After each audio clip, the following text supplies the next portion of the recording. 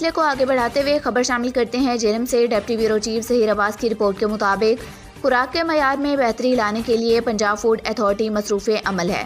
گزشتہ روز بھی director general Punjab food authority کی ہدایات پر پنجاب فوڈ اتھارٹی کی جانب سے گورنمنٹ گریجویٹ کالج برائے خواتین میں سیمینار کا انعقاد کیا گیا۔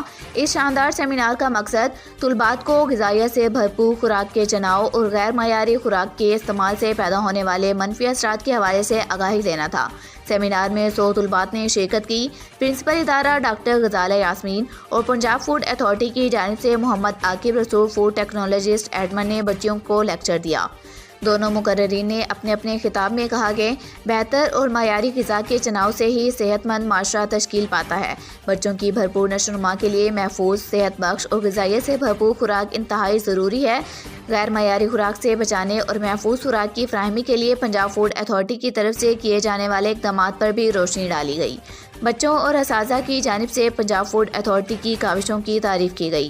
اب تک کے لیے اتنا ہی۔ مزید خبروں کے اپڈیٹ کے لیے دیکھتے رہیں JRY نیوز۔